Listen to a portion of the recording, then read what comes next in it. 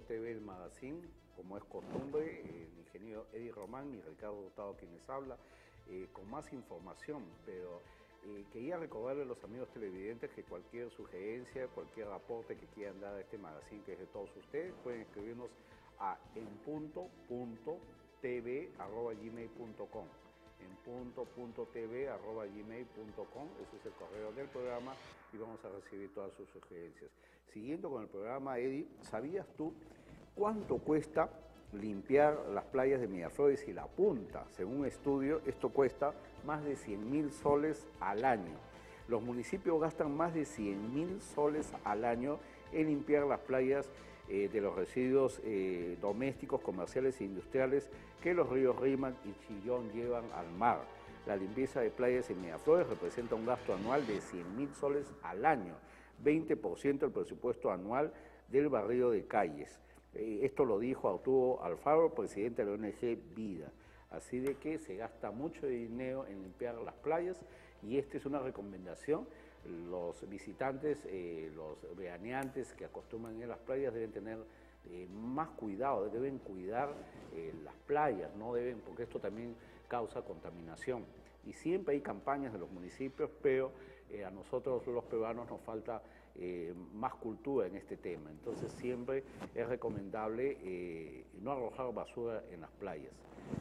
Seguimos con En Punto TV, el magazine, Eddie. Sí, también tenemos un tema bastante importante, el tema de la discusión de la privatización de la empresa Sedapal, ¿no? Sedapal, una empresa del Estado, que en este caso suministra el agua, ¿no? Se ha descartado la privatización, ¿no? En este caso nos dice Andina, que es la agencia del Estado, ¿no? Nos dice: el Ministerio de Vivienda y Construcción y Saneamiento descartó una posible privatización de Sedapal y negó la incursión del sector privado en dicha empresa del Estado, que conlleve a un incremento de las tarifas del servicio, ¿no? O sea, la gente siempre está temerosa que de repente la privatización nos lleve, digamos, a incrementar las tarifas, ¿no? En algunos casos esto es bueno, ¿sí? De las privatizaciones, en algunos casos no. Claro, en algunos casos, por ejemplo, en el tema de electricidad ocurre justamente que existe, digamos, empresas privatizadas y empresas, en este caso, que son del Estado, ¿no? De alguna manera funciona, ¿no? Pero nosotros tenemos que saber que Sedapal es una empresa única para Lima, ¿no? O sea, en Lima, la que suministra el agua, la que nos provee de agua solamente es Sedapal, en la zona, en el área geográfica, ¿no? Entonces, Sedapal, con sus redes, es la única. Entonces, a esto se le llama un monopolio, ¿no? Un monopolio en el cual, si no existe una buena regulación, o sea, una regulación significa, de alguna manera, una fiscalización de sus actividades, ¿no? En cuanto, digamos, a la operación, el mantenimiento, los costos, un control de todo eso. Entonces, de alguna manera, se podría decir que existe, digamos, un descontrol, ¿no? Entonces, esto puede ocasionar de repente una subida de tarifas, un servicio de mala calidad, ¿no? Entre otros, ¿no? Entonces, definitivamente, cuando una empresa tiene estas características como Sedapal, que es un monopolio, tiene que ser regulada, ¿no? ¿Y quién es la que regula en este caso a Sedapal? Justamente es SUNAS, ¿no? SUNAS es la empresa reguladora que fiscaliza todas las actividades de Sedapal, así igual en otras provincias, todas las entidades prestadoras del servicio de agua potable, ¿no? Entonces, lo que de repente en el sector de electricidad sucede diferente, ¿no? En el tema eléctrico se podría decir que son 3 segmentos definidos de negocio, ¿no? Por ejemplo, el primer tema que viene a ser la generación de electricidad, donde se genera la electricidad a partir de la caída del agua, ¿no? Utilizando las centrales hidroeléctricas, y la otra forma de generar energía es a partir del combustible, en las centrales térmicas, ¿no? Y a partir de ahí, en este caso, se reparte, ¿no? Esa electricidad, ¿no? Se lleva a través de la línea de transmisión a las ciudades, ¿no? A través de las torres de alta tensión, ¿no? De las líneas de transmisión. Entonces, llegando a las ciudades, es repartida esa electricidad, ¿no? Entonces, ¿quién las reparte? Por ejemplo, en el caso de Lima, es Luz del Sur y del Norte, ¿no? Entonces... ese es el proceso, digamos. Ese es el proceso, ¿no? Generación, transmisión Y distribución. ¿no? Entonces, cada proceso tiene su mercado, ¿no? Su forma de cómo actúa. Por ejemplo, en la parte de generación, digamos, le llaman, son muchas empresas en Son el cual... privadas mayormente. La mayor parte, ¿no?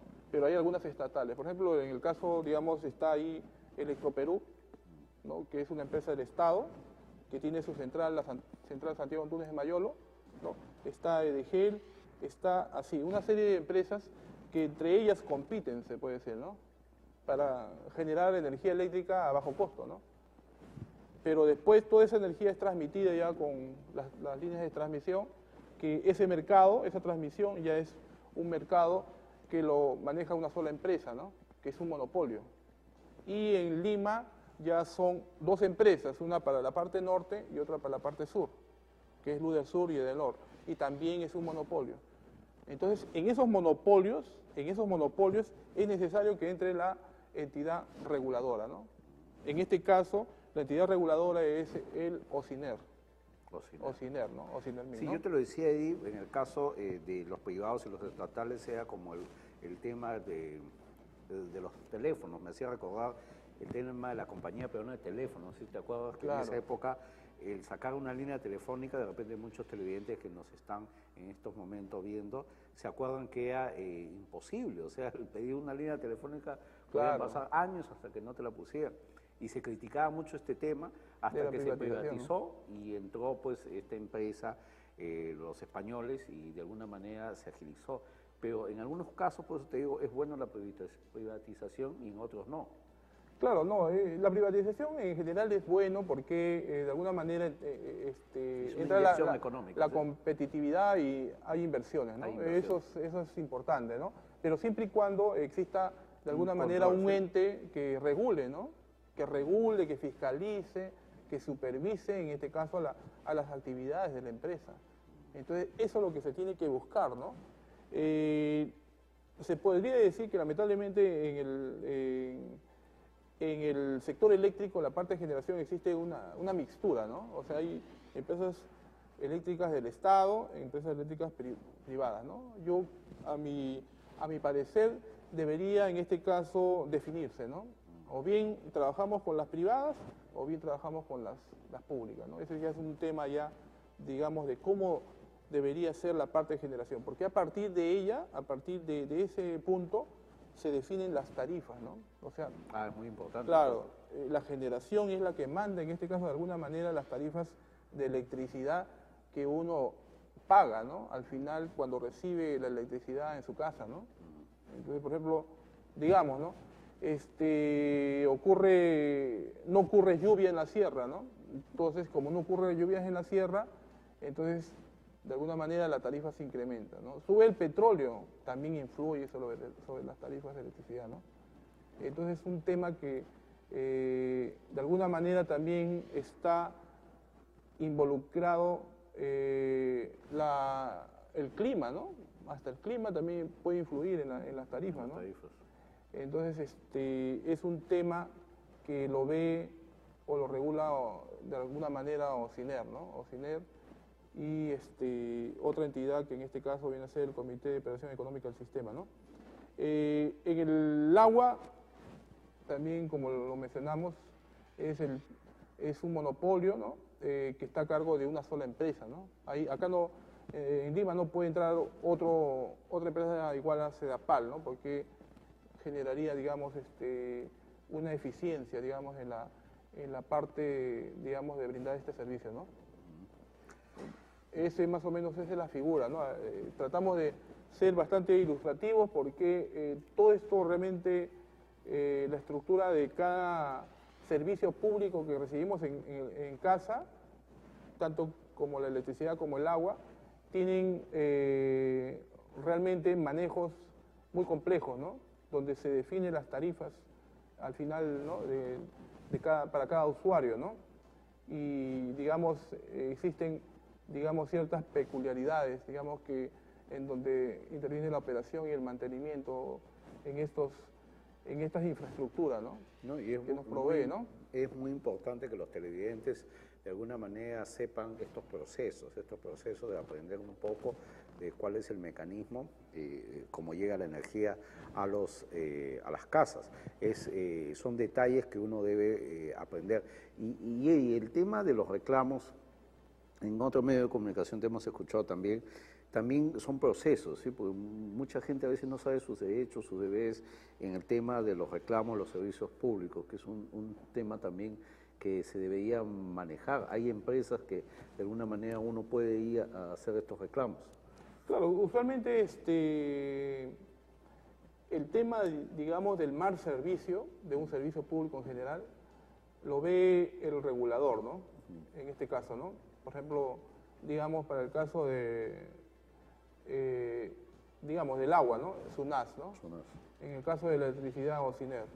Pero previamente a ello, cuando nosotros recibimos un mal servicio, digamos, en electricidad, digamos, a ver,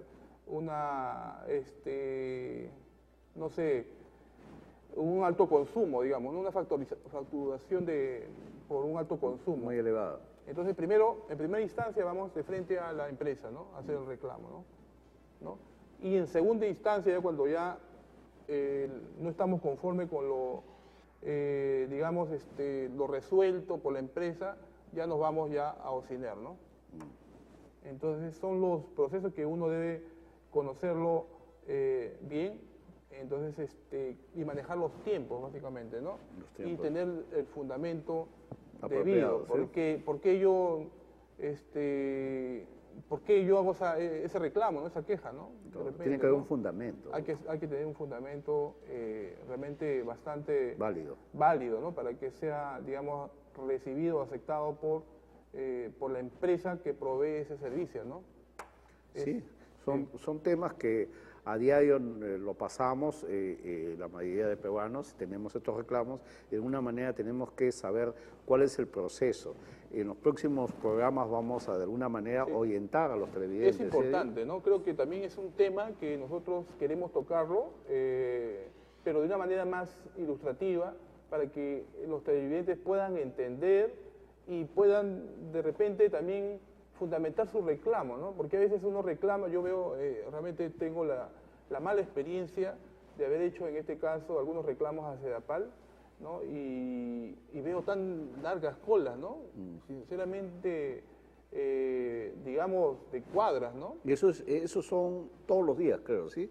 Todos los días hay reclamos en SEDAPAL. ¿Sí? Todos los días. Entonces el proceso realmente hay que, digamos, de alguna manera programar, ¿no? Sus tiempos para ir a reclamar a SEDAPAL, porque un reclamo no solamente puede pasar toda la mañana. Puede durar unas horas, ¿no? Sino todo el día, ¿no?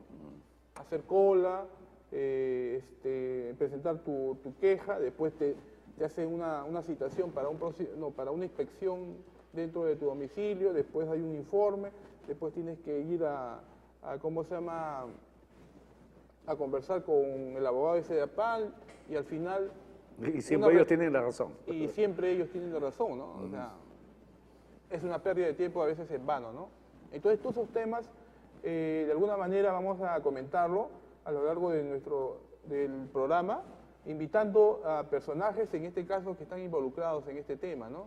Entonces, con la finalidad de que el usuario, ¿no? y el televidente del programa se informe y en este caso pueda tener un reclamo sustentado, ¿no? Así es. La idea Así es, y seguimos con más información, cambiando de tema.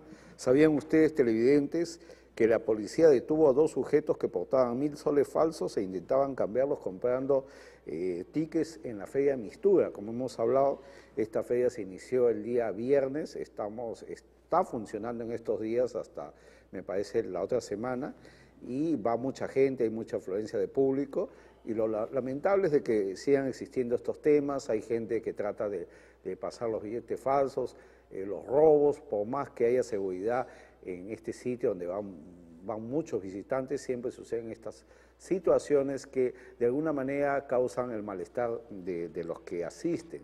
Por eso un llamado a los municipios, al serenazgo de estos distritos. En Magdalena creo que se está haciendo mistura a la Policía Nacional de alguna manera para controlar estas situaciones por la cantidad de gente que visita esta feria. Y nosotros vamos a ir a una pausa comercial, vamos a seguir hablando de distintos temas, temas que tratamos de, los escogemos para que la gente de alguna manera aprenda un poco más, se entere de algunas situaciones. Ese es el objetivo, uno de los objetivos de En Punto TV Magazine, informar, educar, y de eso vamos a tratar en los días sucesivos. Vamos a la siguiente pausa televisiva y retornamos con más en Punto TV, el magazine.